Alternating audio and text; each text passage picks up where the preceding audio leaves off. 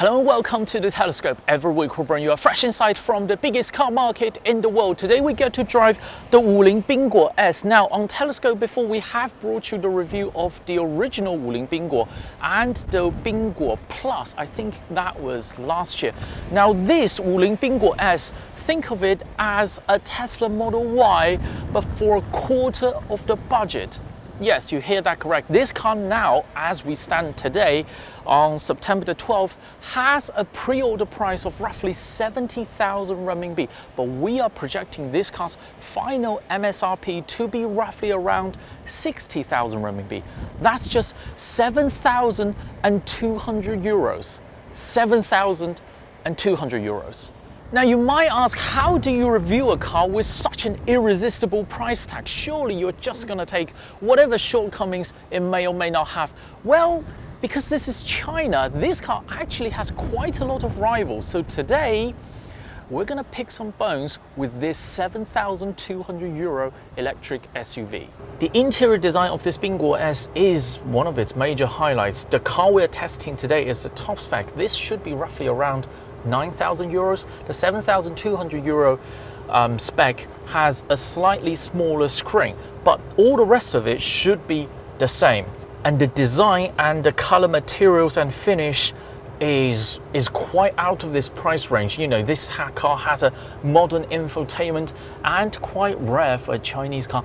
This has CarPlay. The car we're testing today doesn't have wireless CarPlay, but that function will come as an OTA update, I think they said around November time. And you have 50 watts wireless charging with active cooling. Remember, this is a very, very cheap electric vehicle. But it's in this very modern infotainment that we have spotted the first deficiency. Incredible, right? We're picking bones on a 7,200 euro electric vehicle, but here's the first deficiency it has. It only has manual air conditioning. It's not climate control. So let's say it's very capable manual air conditioning. Look around us, it's blazing sunshine today, very hot temperature. It's coping with it just fine, but you need to manually adjust the fan speed and how hard you want the compressor to run. Let's say when you drive into a long tunnel and lose all of the sunshine, you need to change the fan speed for you not to freeze to death. You might ask, how is that a deficiency? How can you ask that to be standard equipment on an electric vehicle this cheap? Well, that's because the front-wheel drive MG4 that I showed you a couple of weeks ago, at its base spec, even at its base spec, which is selling for roughly 66,000 renminbi, that's worth 7,800 euros, so 600 euros more. That car has climate control standard. Here sitting in the back, the front is set to my driving position and I'm roughly 5'11". The space, I can tuck my feet into the bottom of the front seats, but the vertical space is not great. It's sort of clamping down on my feet. Longitudinal space is okay, if not spectacular, but this car being sort of a coupe SUV, you know, this car has the same height as a Tesla Model Y.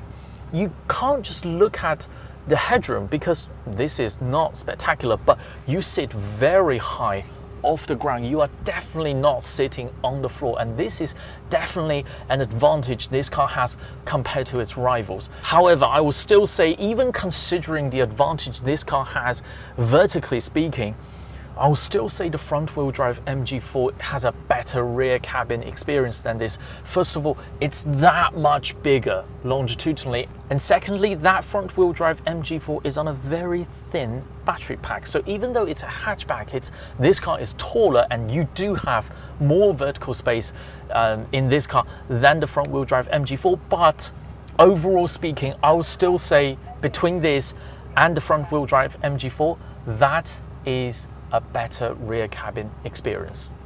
Here in the boot, because this car is front motor, front wheel drive with a torsion beam, relatively simple rear suspension, so the boot is huge. This is my carry-on suitcase, the filming equipment case that my cameraman uses, my briefcase, my cameraman's backpack, and you can still see there's quite a lot of space left over. The front-wheel drive MG4's boot is smaller than this, but not by much, because that car is also front-wheel drive with a torsion beam rear suspension. It is smaller than this, but not by much. But here in the back, I have a deal breaker, for me anyway. Maybe it's not for you. This car doesn't have a rear wiper. I have asked the product manager, how could this car be in this kind of coupe SUV shape and have a top spoiler? You know, with this in place, the airflow will bring all the raindrops onto this back screen. How could it not to have a rear wiper? The answer I got is originally it has rear wipers, but they took it off because not enough people are using them. Well, my counter argument is if the same logic applies, you might as well take out all the airbags in this car, because I'm 100% sure even less people use the airbag in this car. Go. I'm flooring this. This has a 75 kilowatts motor, which is roughly just over 100 horsepower, 60 kph, 80, 90, that's 100. How fast is that? 11 seconds. Okay, so it's definitely not fast, but below 80 kph, you can get a move on if you're willing to press the throttle. To be honest, I was expecting even weaker performance than this. So it's perfectly usable for a very cheap electric vehicle. But the embarrassing competitor is again the front-wheel drive MG4, because that car at its base spec has a motor that's 163 horsepower. 63 more horsepower than this. So in terms of performance range, that car is in a completely different window to this. You know, I've just showed you this car is 11 seconds to 100 kilometers an hour. The MG4 should be around, definitely below 8 seconds, 7.5, somewhere around 7.5 to 8 seconds. I don't know that because stupidly I didn't even show up to the front-wheel drive MG4's dynamic test drive, because I thought, what fun could be had with a front-wheel drive torsion beam rear suspension electric vehicle where the previous MG4 is rear-wheel drive 5-link independent rear suspension. I was so wrong. We're projecting this car, the base spec, to be around 59,800 renminbi. I know the MG4 is about 7,000 renminbi, 6,000 renminbi more expensive than this, and that's 800, that's more than 10% of the budget. But I should also remind you, it's only 800 euros, the difference.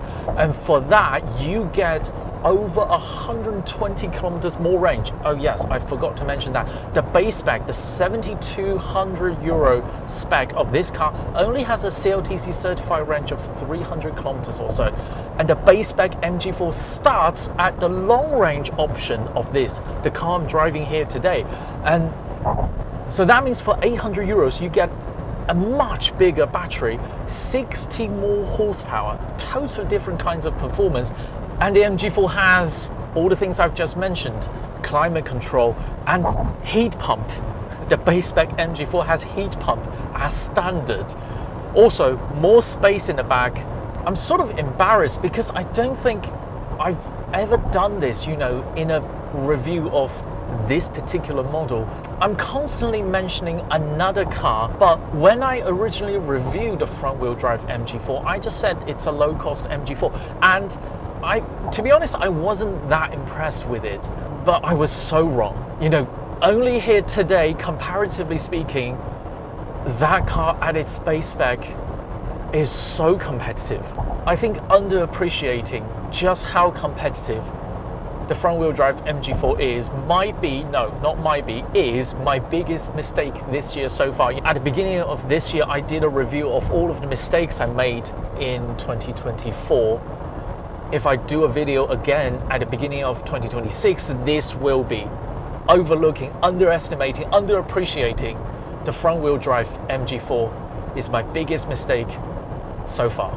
Now, I should mention at this point, all of those comparisons between this and the front-wheel drive MG4 is only valid if you're in China, because funny enough, this Wuling and MG, they both belongs to SAIC or SAC, that's Shanghai Automotive Industry Corporation. And these two brands are targeting at different international markets. MG is targeting at continental Europe, the UK, Australia, and all of the Commonwealth countries. This Wuling, they are mainly targeting Southeast Asia, Mexico, and South America. So most of the viewers of this video, you won't get to choose between this and the front-wheel drive MG4 because only one of them is going to be available in your market, and just buy them. This car may be inferior to the front-wheel drive MG4, but it will wipe out every other model in your market in the budget EV segment. But because I have reviewed the front-wheel drive MG4 just maybe a month ago, I cannot pretend that car doesn't exist, for me anyway. So in China, I'm afraid to say, Wuling, you have lost out to your sister brand in the price range where this should dominate. That is all from the Telescope today. If you enjoyed this video, keep watching, keep subscribing. More videos coming along very soon.